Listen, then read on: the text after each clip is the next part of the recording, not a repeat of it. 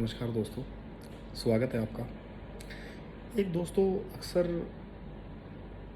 कई लोगों की आपने सुना होगा शिकायत रहती है कि मेरा सीनियर मुझे पसंद नहीं करता, मेरा बॉस मुझे पसंद नहीं करता, वो मुझे निकालने के चक्कर में है, वो मुझे निकालना चाहते हैं। अक्सर आपने कभी-कभी सुना होगा या शायद कभी आपके साथ भी हुआ हो।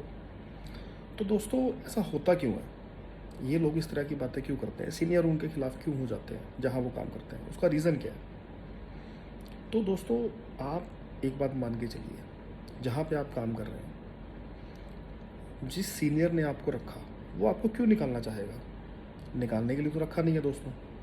जहाँ पे भी आप जॉब करते हैं दोस्तों, वहाँ पे उस काम को समझने के लिए, प्रॉपर उस तरीके से करने के लिए काफ़ी टाइम लग जाता है दोस्तों। 2-2, 4-4, 6-6 महीने। वो कंपनी अपनी जेब से पे कर रही है आपको, जब तक आप उस काम को पूरा सीख नहीं लेते दोस्तों।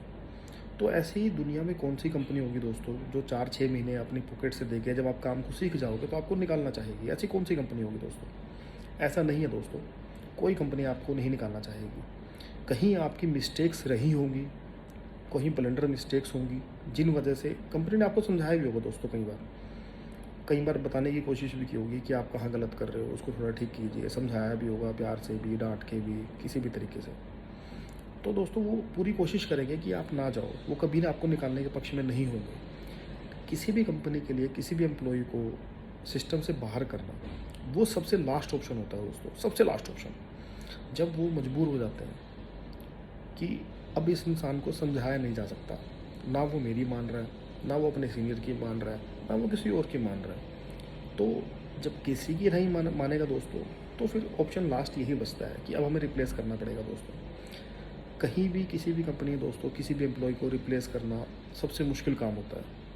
आप समझिए नया आदमी आएगा, फिर उसे समझाना पड़ेगा। पहली बात तो नया आदमी ढूँढने में कितना, आप समझिए कितना एनर्जी लगती है। नया आदमी कहाँ से ढूँढोगे आप, कैसे लेके आओगे, फिर उसे समझाना पड़ेगा। जो पुराना एम्प्लॉई है वो कोऑपरेट करेगा, नहीं करेगा, उसे काम सिखाएगा या नहीं सिखाएगा, वो सारी मेहनत कंपनी को फिर से करनी पड़ेगी दोस्तों।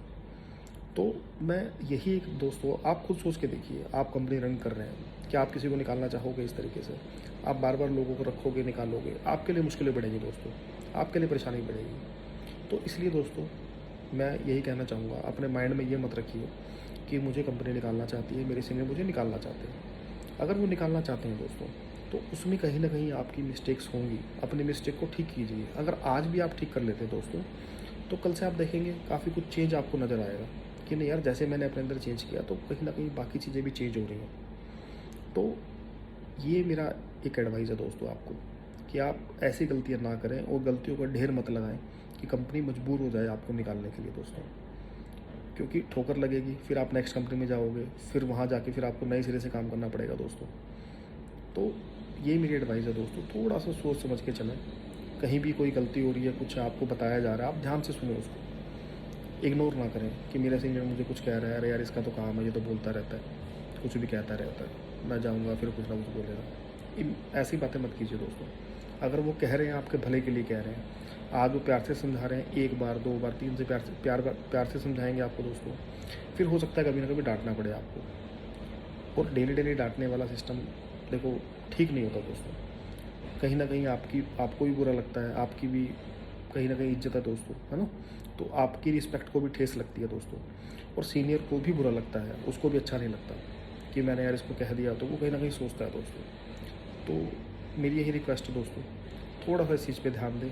कभी भी कोई सीनियर आपको कुछ कहे, उसको बहुत ध्यान से सुनें, अपनी गलतियों को ठीक करने की कोशिश करें, ताकि आप वहाँ बने रहें दोस्तों। आपने इतने प्यार से सुना दोस्तों, उसके लिए आपका बहुत बहुत धन्यवाद। Thank you very much.